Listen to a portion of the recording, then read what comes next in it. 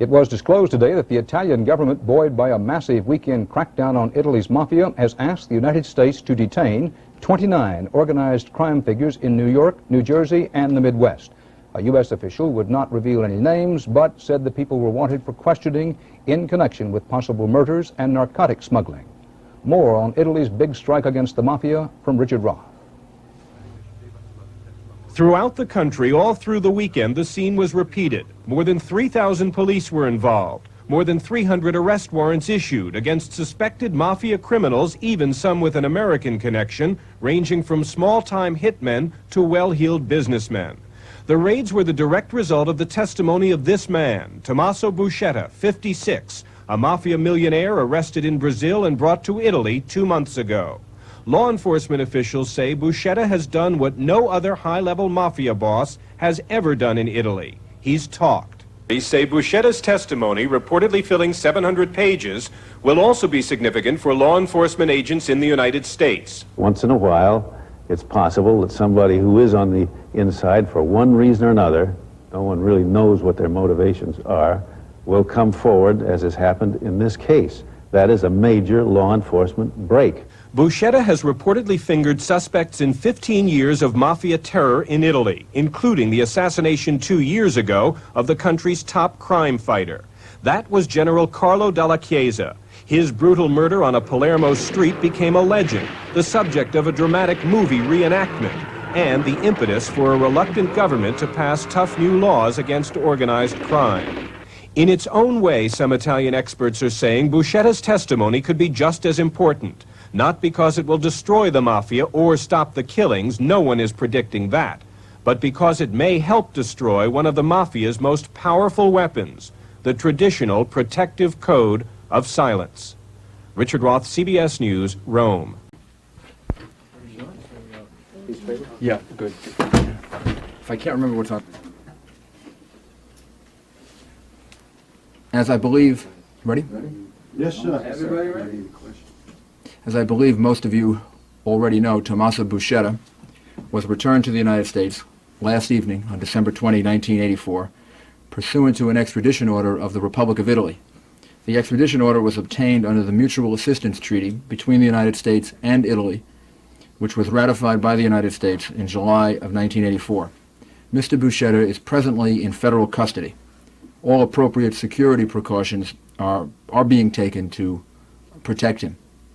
Mr. Buscetta, as I'm sure almost everyone now knows through the revelations that have occurred in Italy, has been cooperating for some time with Italian authorities. He was originally arrested in Brazil on Italian charges and on charges from the United States.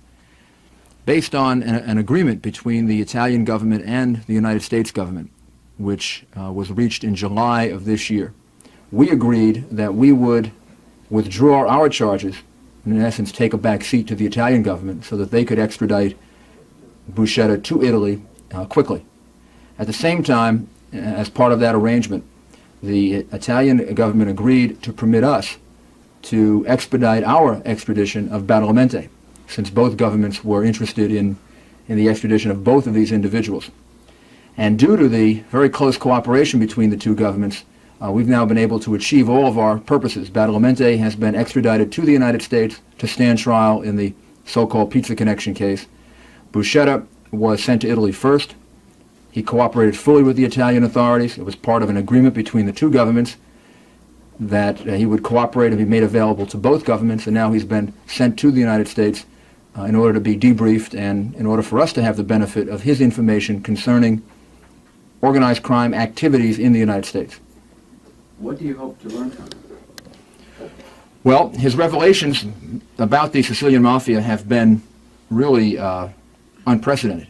He has done for Italian authorities what Joe Valachi did for American authorities back in the early 1960s. He's revealed the entire structure of the Sicilian Mafia, the key people who run it, how they interact with each other, and he also gave them information about how the Sicilian Mafia operates internationally, including the United States. We have had Assistant United States attorneys talk to him, meet with him, and get information from him in a general way over in Italy, but he's never been debriefed from the point of view of pointing his attention toward just American activities. So that's really what the purpose of the debriefings that will take place over the next couple of months really is, to accomplish that. Do you think the information that you hope to get from him, do you think that will help break the back of the American underworld? Well, no, I wouldn't say that. I would say that his information is certainly very valuable and very important to us. It probably, however, was and will continue to be more valuable to the Italian authorities. After all, he spent most of his time in Italy. He spent some time in the United States, but he hasn't really been in the United States for any extended period of time since the very early part of the 70s, over a decade ago. He has a good deal of knowledge from the international point of view about what goes on here, but if you look at the entire gross amount of information available to him, it would make sense that the largest percentage of that would deal with Italy, and some of it would deal with the United States. And it's very valuable and important, but I think on a scale it would not be as significant and as substantial on the American side as on the Sicilian side. The second thing is we have gone further here in the United States in cracking open organized crime before Buscetta than really had been the case in Italy. Remember, the Pizza Connection case, in which we believe he would have relevant information, is a case that was made long before he ever cooperated. I mean, it was made without him. Do you expect him to shed some more light on the Pizza Connection? Sure, we expect that he would be able to shed substantial light on that case, as well as develop other cases and provide intelligence to us. But the point I'm making is that Buscetta, it wasn't necessary to have Buscetta in order to, in essence, crack open the connection between the American mob and the Sicilian Mafia. Badalamenti, who was alleged to be one of the leaders of the Sicilian Mafia, was indicted in the Pizza Connection case, arrested in Madrid before Buscetta cooperated. And that was based on independent evidence having nothing to do with Buscetta. Mr. Giuliani, you made a comparison with Mr. Buscetta and Joe Valachi. Would Mr. Buscetta occupy that kind of rung in the hierarchy, or was he further up? Buscetta was a more significant member of the Sicilian Mafia than my understanding of Joe Valachi's position in the American organized crime structure. Valachi was actually, I believe, only a soldier in the Genovese family. Now, the reason why I say they're similar, however, is they both occupy the role of the first person to really break through. Valachi, despite the fact that he was not at the upper levels of the Genovese family, had substantial knowledge about the organizational structure of American organized crime. The boss, the underboss, the capos, the consiglieres, how they operate, how the 24 families interact with each other. That was enormous, the American organized crime families. Why do you think Mr. Buscetta is cooperating? You know, that's never an easy question to answer. There are 100 reasons for why someone cooperates or why someone decides not to cooperate.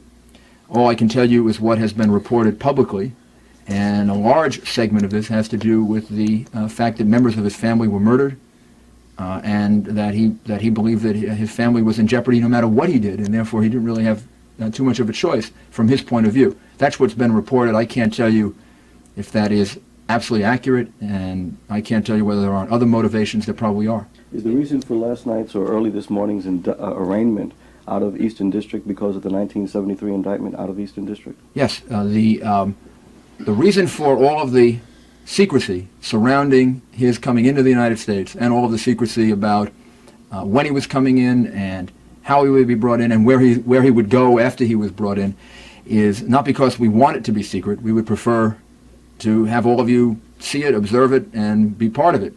However, this man is in jeopardy. He is testifying. He testified in Italy, and he is offering information against some of the most dangerous people in the world. And it is incumbent upon the United States government, the FBI, DEA, the marshals, the U.S. attorney's offices, to take extraordinary security precautions with him, which is what I would categorize his precautions as, extraordinary, above and beyond what we would do even in the case of a usual witness against organized crime. Do you think he's willing to sing to get revenge? Oh, I wouldn't put it that way. I think that I think the reasons why people cooperate with law enforcement are very, very complex, and you have to really know an individual to be able to state all the reasons why someone might be cooperating. The public reason given so far centers on danger to his family, damage that's been done to his family. I'm sure there are other reasons, but I'd be speculating if I went beyond that. Why was he brought in now? Is there any significance to the timing? no significance beyond the fact that it took a long time for the Italian government, as you would imagine, given all the information that he had about the structure of the Sicilian Mafia, to debrief him, to get all of the information that they wanted from him for their purposes. He has accounted for at least 360 arrests in Italy over the course of the last several months, involving some of the most significant leaders of the Sicilian Mafia. But as I said before, that is only the most immediate benefit that he's been to the Italian authorities. They've been able to turn his information into 370 arrests.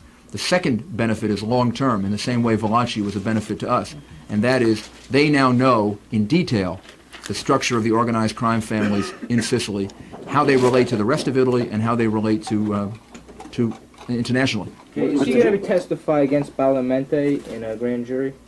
I can't comment on his on whether he's going to testify in a grand jury or what would happen in a grand jury, or even whether he would testify at trial.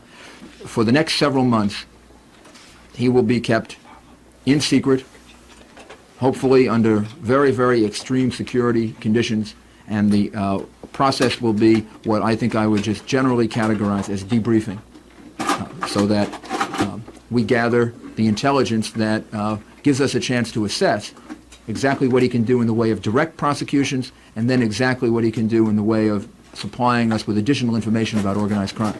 Can you be more specific, Mr. Giuliani, about this debriefing here in the United States over the next several months, what the format will be, whether he'll appear before any congressional committees, whether it'll be all law enforcement? I would say that for a period of several months at least, all of it will be done confidentially and not in public.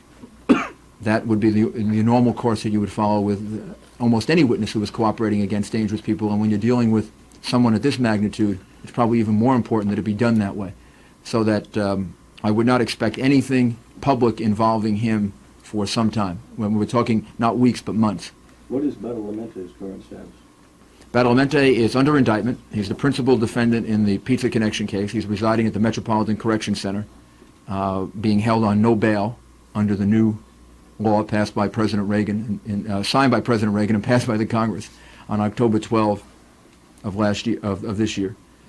And he is awaiting trial in the case that is entitled, actually, United States versus Badalamente. His is the first name, and 37 other defendants follow it, most of whom are alleged to be members of either the Sicilian Mafia or the Bonanno crime family. You've made it clear that most of the information that Buscetta has to offer is of significance in the main to the Italian authorities, but you've also indicated that there is some significance to the United States. Just without getting into specifics, just how significant? How do we gauge that? I did that because I don't want to mislead people into thinking that he will have the same level and quantity of information regarding the United States as he's had with regard to Italy. After all, the man spent most of his life in Italy, not in the United States. So it stands to reason that he would have more information about Italy than the United States.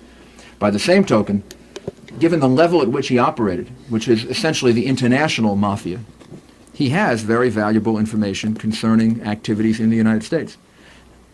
Just developing in greater detail the connections between the mafia in Sicily and organized crime in the United States is very valuable to us. The Pizza Connection case has given us a great deal of intelligence about that, but it comes from our having to peer in through surveillance, through electronic devices, through witnesses that know one fact or another fact.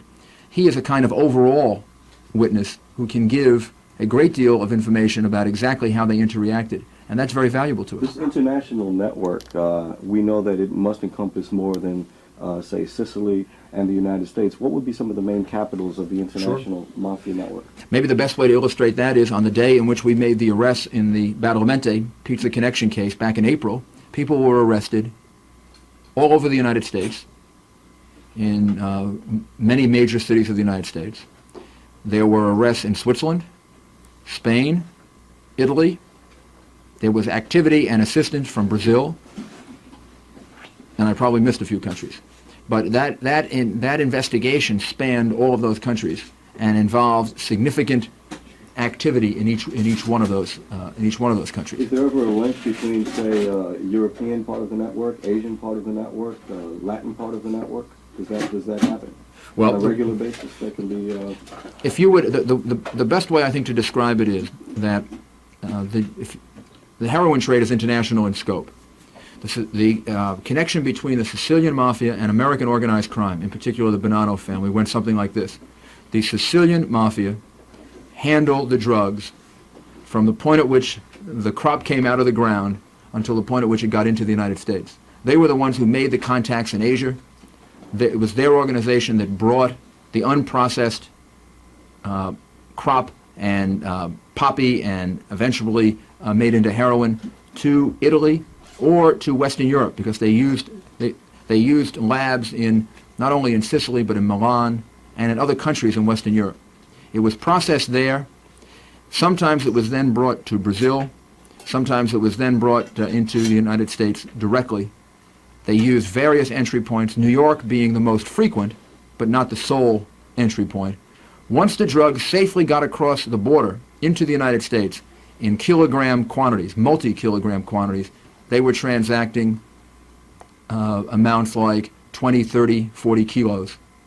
Then it would be turned over, in essence sold to American organized crime. This particular case involves allegations directed at the Catalano faction of the Bonanno family. They would, in essence, buy the drugs from the Sicilian Mafia, and then they would take care of the rest of the business, getting it cut further, selling it to distributors, selling it to redistributors, and then eventually down into the street. Have you got a sense of a dollar figure of the international mafia's business dealings as it pertains to the U.S.? I don't. I can tell you what the indictment adds up to. The indictment charges $1.7 billion in drugs involving the laundering of $28 million through Swiss bank accounts, allegedly for paying some of the heroin debts that had been accrued by the American mob people to the Sicilian mob people. You made the pizza connection without any help from Buscetta. That's correct. The pizza connection case was made before Buscetta cooperated and before any of these discussions actually began. And that's why, and I say that to show that we begin with a very substantial body of intelligence as to how the Sicilian Mafia operates and how American organized crime is operating. And he will help, but he was a breakthrough for the Italians. For us, he is a help. Yeah, he's just going to reconfirm things that you had already known. Well, I'm sure he'll tell us things that we don't know that didn't come up on the tapes, and that's where the debriefing will show. William French Smith was quoted last month as saying that his revelations, Buscetta's revelations, were the single most devastating assault on the mafia. You wouldn't reach that far. Well, I would, internationally. It depends on, if you look at the mafia as an international organization, Buscetta is the most significant figure to come forward and to give information about the international operations of the mafia. To date, the people who have come forward have all been domestic. They've been significant but domestic. Velacci and Fradiano being the two most dramatic, Cantalupes, all of those people. They've given us a very good picture of how the organized crime operates in the United States. But there has never been a person at the international level. And that is very significant to us. Maybe another way of putting it is, if we were totally successful in crushing the mafia in the United States, if you didn't also crush them in Italy, you would just have the ability to import people, as has happened, and was happening in the 60s and 70s, from Sicily to the United States, just to take up the work that the people in the United States were doing. So it's very, very important to us, even though the prosecutions may take place in Italy, it's very important to us that the Italian government is as successful as we are in crushing the mafia. Buscetta has made that possible for the Italian government, and that has an enormous impact for us internationally. The mafia in the United States doesn't deal any domestic narcotics trafficking, does it? It's all international, isn't it? Oh, sure. The mafia is essentially heroin, and heroin all comes from overseas. Although, when I just said that, I probably have to put a little footnote in to say that recently we've had organized crime, LCN, La Cosa Nostra cases, in which they were dealing also in cocaine, which seems to me to be more than just accidental. I think there's a trend now in which they are moving into cocaine trafficking a bit more than they were in before. Who was responsible for Buscetta?